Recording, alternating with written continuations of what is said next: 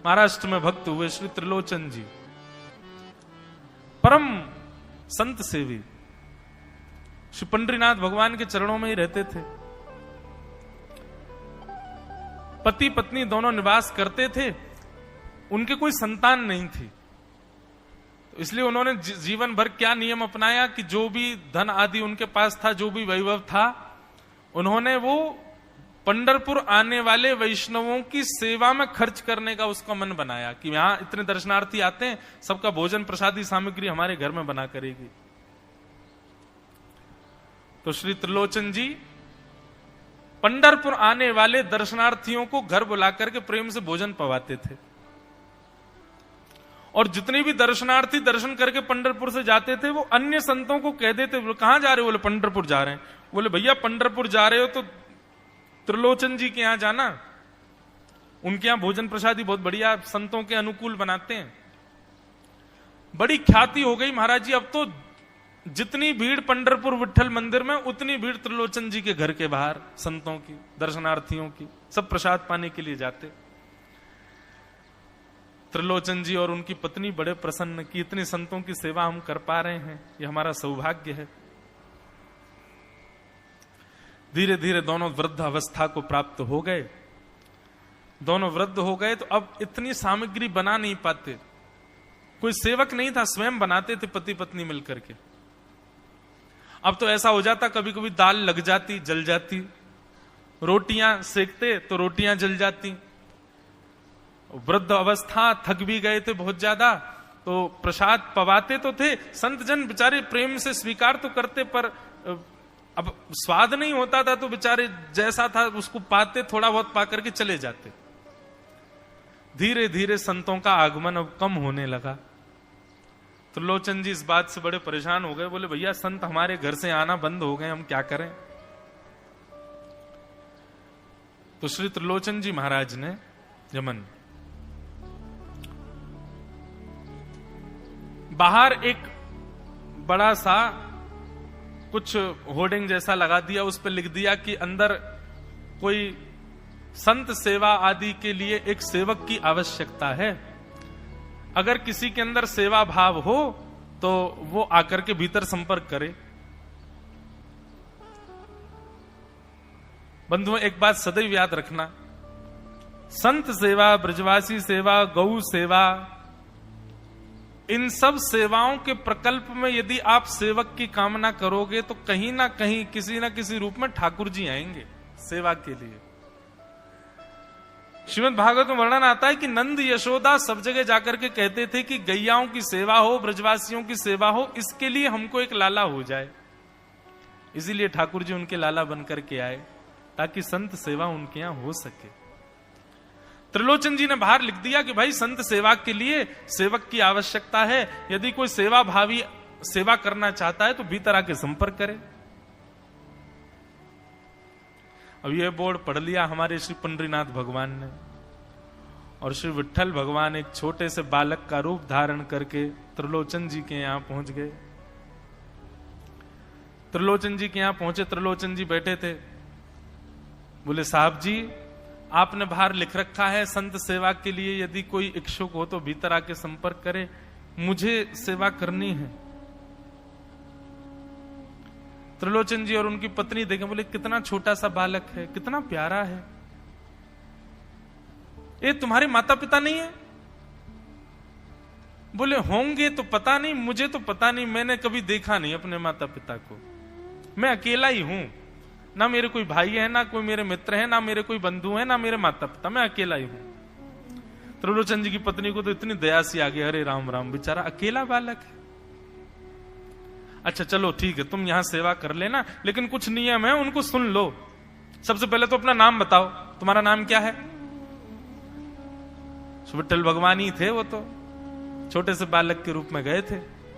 बोले मेरा नाम है अंतर्यामी। त्रिलोचन जी बोले नाम सुनकर के तो ऐसा लगता है जैसे सच में अंतर्यामी है क्या? अच्छा बेटा अंतर्यामी, सेवा करोगे? बोले ये सेवा करना तो मेरा जन्म जन्मांतर का काम है, मैं यही तो करता हूं, संतों की सेवा करना, वैष्णवों की सेवा करना, भक्तों की रक्षा करना, ये मेरा जन्म सिद्ध अधिकार है, मैं इसी के लिए ही आता हूं। त्रिलोचन जी और उनकी पत्नी एक दूसरे का मुख देख करके बोले, नेक सा बालक है लेकिन बोलता कैसे है? ठाकुर जी तो सत्य बोल रहे थे। बोले अच्छा, सुबह एक सब्जी बनानी पड़ेगी, दाल बनानी पड़ेगी, और हमारे यहां लगभग 100-150 संत आते हैं, उनके हिसाब की रोटी बनानी पड़ेगी, और सब बेटा तुमको करना पड़ेगा। हम थोड़ा बहुत सहायता कर देंगे, हमसे ज्यादा बनता नहीं है, तुमको ही सब सिद्ध करना पड़ेगा। अंतर्यामी भगवान बोले बिल्कुल निश्चिंत रहो, हम खीर भी बनाएंगे, हम रबड़ी भी बनाएंगे, हम रायता भी बना दिया करेंगे, हम 2-4 सब्जी और बना दिया करेंगे। त्रिलोचन जी बोले नेक सा बालक, सब जानते हो तुम? बोले हाँ, हमको सब आता है, दुनिया का कोई काम नहीं जो हमको नहीं आता हो, और सुनिए झाड़ू पोंछा बर्तन भी कर देंगे हम। त्रिलोचन जी तो बड़े खुश हो गए, बहुत बढ़िया सेवक मिला यार, ये तो सब काम करता है। लेकिन भगवान बोले लेकिन अब हमारी शर्त सुनो। त्रिलोचन जी बोले तुम्हारी भी शर्त है? बोले हाँ। क्या शर्त है भैया? बोले हमारी पहली शर्त यह है कि हम दुनिया को बना के खिलाएंगे, लेकिन हमको आपको बना के खिलाना पड़ेगा, हम अपने हाथ का बना नहीं पाते, हम आपके हाथ का बना। और ये वास्तविकता है, ठाकुर जी पूरी दुनिया को पवाते हैं, लेकिन स्वयं भक्त के हाथ से बना ही पाते हैं। स्वयं क्या पाएंगे? तुम लोग सिद्ध करके लाओ, तुम अपने मनोभाव से बना के लाओ, हम वही पाएंगे। ठाकुर जी को कोई कमी, पूरी दुनिया में अनाज ठाकुर जी उगा रहे हैं, पूरी दुनिया में सब्जी ठाकुर जी उगा रहे हैं, पर जब स्वयं भोजन करने बैठते हैं तो कहते हैं भक्त बना के लाए, वो पाएंगे हम तो। ठाकुर जी बोले हम सारे संतों को बना के पवाएंगे, लेकिन हम अपने हाथ का बना नहीं पाते, आपको हमारे लिए बनाना पड़ेगा। त्रिलोचन जी की पत्नी बोली छोटा सा बालक, इसका आधे हाथ का तो इसका पेट है, एक रोटी में झिक जाएगा ये, इसके लिए मैं बना दिया करूंगी। ठीक है लला, तू बिल्कुल चिंता मत करो, तुम्हारे लिए भोजन हम बना दिया करेंगे। हमारी एक शर्त और सुन लीजिए। बोले क्या? हम कितना भी खाएं हमको टोकना नहीं कभी कि इतना क्यों खा रहे हो। त्रिलोचन जी बोले भैया हम क्यों टोकेंगे, तुम बढ़िया 2-3 रोटी खा लिया करना। बोले 2-3 रोटी तो हमारी दाढ़ में छुप जाती है कहीं पर, हम तो प्रेम से पाते हैं। बस आप लोग ये नियम याद रखना, आप कभी ये मत कहना कि इतना क्यों खा रहे हो। और सुनिए एक बात, अगर हमारे सामने कही तो अपराध बनेगा ही, आपका नियम टूटेगा ही। किसी और से जाकर के यदि आपने कह दिया कि बहुत खाता है, क्या बताएं, तो हम उसी दिन अंतर ध्यान हो जाएंगे, उसी दिन आपका घर छोड़ के चले जाएंगे, फिर दूरते रहना सेवक। त्रिलोचन जी बोले हम क्यों कहेंगे भैया, हम तो कभी नहीं कहेंगे, हम दोनों तुमको वचन देते हैं, तुम प्रेम से रहो, सबका सेवा करो, हम कभी नहीं कहेंगे कि इतना खाता है। भगवान बोले तो ठीक है, फिर कल से सेवा शुरू। अगले दिन महाराज त्रिलोचन जी और पत्नी उठे, सवेरे ब्रह्म मुहूर्त में देखा तो महाराज भीतर ही ठाकुर जी बढ़िया अपनी कमर कस करके, सिर पर ढांटा बांध करके, मुंह पर कपड़ा लगा करके, और कढ़ाई में लिए चला रहे हैं, बना रहे हैं दाल। एक हाथ से दाल बना रहे हैं, फिर दौड़ के जाते हैं दूसरी कढ़ाई पे, वहां पर खीर बना रहे हैं, फिर कहीं जाते हैं वहां पूरी उछाल उछाल करके धर रहे हैं। त्रिलोचन जी और उनकी पत्नी देख रहे खड़े खड़े, अकेले ठाकुर जी सब बना रहे हैं, नेक सा बालक। 8 बजे से संतों की जमात आनी प्रारंभ हो गई, सुबह के समय हो गया। महाराज अकेले ही पत्तल लेकर के दौड़ते हैं, सारे संतों को पत्तल बांटे आते हैं, फिर अकेले ही सामग्री लेकर के जाते हैं और लेकर के सबको बांटते हैं। त्रिलोचन जी कोई सामग्री लेके जाएं तो ठाकुर जी बीच में ही आ जाते हैं, बाबूजी आप जाके बैठो, मैं बांट रहा हूं ना, आप उठ के मत आओ, आप उठ के आओगे सब फैल जाएगा, मैं कर रहा हूं ना सब। अकेले ठाकुर जी, अकेले अंतर्यामी भगवान सब कर रहे थे। और त्रिलोचन जी और उनकी पत्नी बड़े प्रसन्न, जय हो विठोबा, तेने तो भैया ऐसा लगे साक्षात तुम ही आ गए हो, कितनी कृपा हो रही है, देखो कैसा सेवक मिला है हमें। भले ही संतान नहीं दी ठाकुर जी ने, लेकिन ऐसा सेवक दिया है जिससे परिपूर्ण आनंद हो गया है। संतों की भोजन प्रसादी हुई, महाराज खूब प्रेम से सब संतों को पवाया। संत भी सब वाहवाही करके गए, बोले वाह त्रिलोचन जी आपके यहां खूब बार पाया, लेकिन आज जैसा प्रसादी हमने कभी नहीं पाई। त्रिलोचन जी बड़े प्रसन्न। सब संत चले गए, भगवान तुरंत पोंछा लिया है पूरे फर्श को मार्जन कर दिया, सब बिल्कुल सारी दरी वरी समेट करके रख दी, सब पत्तल आदि सबको व्यवस्थित कराए, सारे बर्तन मांज करके धर दिए, सब बिल्कुल व्यवस्थित करके और आकर के ठाकुर जी सामने बैठ गए। मैया अब सेवा हमारी तो पूर्ण हो गई, अब हमारी पेट पूजा करो, अब आप लगो रसोई में, हमारे लिए बनाओ। वो तो इतने भाव में आ गए, अरे मेरे लाला मैं अभी बना के लाती हूं। सुंदर सुंदर सब्जी बनाई, सुंदर रोटी बनाई, सुंदर खीर बनाई, थोड़ी थोड़ी एक एक दोना, दो दोना मान लो सब्जी बनाई, दो दोना खीर बना दी, 10-5 पूड़ी बना दी, ठाकुर जी की बढ़िया थाली लगाई, थाली लगा करके सामने धर दी। अंतर्यामी भगवान बैठ गए, प्रेम से पाने लगे, पाते जाए महाराज, वो तो खाते जाए, खीर उठा करके पी जाए, सब्जी उठा के पी जाए, और लाओ मैया भूख लगी है, जल्दी लाओ। 10 की 10 पूड़ी एक बार में चट और लेकर के आई, बेचारी देती गई, 10 की पूड़ी और धरवा ली, फिर उनको भी पा गए। अब मैया ने इतनी सामग्री बनाई थी, बोले मैया भूख लगी है, जल्दी जाओ, आटा मारो, फिर से सेको, बढ़िया लेके आओ सामग्री, आपसे हमने कही थी कि आपको हमको पवाना पड़ेगा। नहीं बेटा तू बिल्कुल बैठो रहे। अरे भैया मुझे तो लगी नेक्स्ट सौ पेटया को, ये तो कुआ है पूरा, कितना डाल दो भरे कोई ना। महाराज आटा मारते मारते शाम हो गई, शाम तक ठाकुर जी पाते ही रहे और खूब पेट भर के पाया। महाराज एक आसन पर अखंड 4 घंटा बैठ करके भोजन किया, और भोजन करने के बाद ठाकुर जी बोले ठीक है सेठ जी, अब आओ, लाओ तेल ले आओ, आपकी नक मालिश कर दूं, आपकी नक सेवा कर दूं, आप थक गए होंगे। त्रिलोचन में नहीं इसकी नहीं क्यों नहीं है, तेल लेकर के उनकी मालिश भी कर दें। इस प्रकार चले। त्रिलोचन जी की पत्नी बेचारी पहले दिन तो कुछ नहीं बोली, दूसरे दिन भी कुछ नहीं बोली, तीसरे दिन उसके मन में आया, बोले ये क्या कर लिया हमने, सुबह जितना भोजन बनना चाहिए उतना तो ये अकेला ही पाता है, सुबह संतों का ये बना देता, पर शाम को इसके लिए जितना बनता वो संतों के बराबर ही बैठता है पूरा।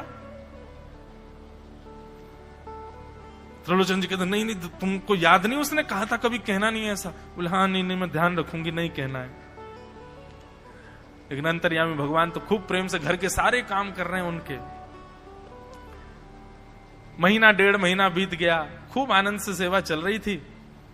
एक दिन त्रिलोचन जी की पत्नी पड़ोस में किसी के पास बैठी थी, तो पड़ोसी तो होते ही हैं सब घर के बात बोलने वाले, उन्होंने कह दी, बोले कि आपके घर में तो आजकल बड़ी खुशहाली आ गई है। त्रिलोचन जी को देखा, चेहरे पे कैसा तेज आ गया, लाल लाल टमाटर जैसे गाल हो गए उनके। बोले अरे वो आया है ना अंतर्यामी सेवक हमारा, बहुत सेवा करता है, प्रसादी वगैरह सब वही बनाता है, फिर मालिश करता है उनकी, बढ़िया बढ़िया उनके लिए जूस निकालता है, बढ़िया उनको सब भोजन पानी पवाता है, इसलिए इस वजह से त्रिलोचन जी बढ़िया। वो त्रिलोचन जी तो बढ़िया हो गए, तुम सूख गई हो, तुम इतनी पतली दुबली क्यों हो गई, मेरा दुख कौन जाने। वो सबकी सेवा करता है पर अपनी सेवा मुझसे करवाता है। अरे छोटा सा तो है, ऐसे मटक मटक के जाता है सब्जी लेने, हम तो उसको देखने के लिए खड़े रहते बाहर, कैसे बढ़िया लगता है। कई लोग तो देखने ही आते हैं उसको कि कैसे सब्जी परोस रहा है, कैसे पूड़ी परोस रहा है, कितना सुंदर लगता है। छोटा सा तो है, उसकी क्या सेवा करनी पड़ती है। अरे बहन तुम क्या जानो, 2, 4, 5, 10 किलो आटे की कब कब में रोटियां पूड़ियां खा जाता है चपेट करके, कुछ पता नहीं चलती, पेट है कुआ है समुद्र क्या है पता नहीं चलता है, इतना खाता है इतना खाता है इतना खाता है। 4 घंटे की समाधि पर बैठता है एक साथ, थाली नहीं थाल लगाना पड़ता है उसके लिए, इतना खाता है। जैसे ही कहा इतना खाता है, ठाकुर जी अंतर ध्यान हो गए। शाम का समय, त्रिलोचन जी रोज शाम होते ही बैठते थे, थोड़ी देर कुछ चर्चा आदि करते थे भक्तों की। त्रिलोचन जी ने बुलाया, अंतर्यामी, ओ बेटा अंतर्यामी कहां हो, जल्दी आओ, चलो शाम हो गई है, थोड़ी देर बैठे कुछ सत्संग करें कीर्तन करें। अंतर्यामी नहीं आए, पूरे घर में खोज लिया ठाकुर जी नहीं मिले, रसोई घर में खोज लिया ठाकुर जी नहीं मिले, पड़ोसियों से पूछ लिया नहीं मिले, सब्जी मंडी देख आए ठाकुर जी नहीं मिले, पूरा पंढरपुर देख लिया लेकिन ठाकुर जी नहीं मिले, सब जगह खोज लिया ठाकुर जी नहीं मिले। त्रिलोचन जी बड़े उदास हो गए, पत्नी से कहने लगे पता नहीं कहां चला गया। कहां गया होगा पता नहीं। देवी तुमने उससे ये तो नहीं कह दिया था कि इतना क्यों खाती? बोले नहीं नहीं, मैं तो कान पकड़ती हूं, मैं कभी नहीं कहती उससे। बोले किसी और से तो नहीं कहा था ना तुमने, क्योंकि उसने वचन दिया था ऐसा कहोगे तो मैं चला जाऊंगा। बोले हाँ, आज एक गलती हो गई। पड़ोसी के पास बैठी थी, उससे बात करते करते मेरे मुख से गलती से निकल गया कि अरे उसके लिए तो बहुत बनाना पड़ता है, 10 किलो आटा खा जाता है, इतना खाता है, तो निकल गया था। समझ गए? बोले ओहो, इसीलिए चला गया। उसको पता चल गया कि तुमने कह दिया है, तभी चला गया है। त्रिलोचन जी और उनकी पत्नी दोनों श्री पंडरीनाथ भगवान मंदिर के देहली पर जाकर के बैठ गए।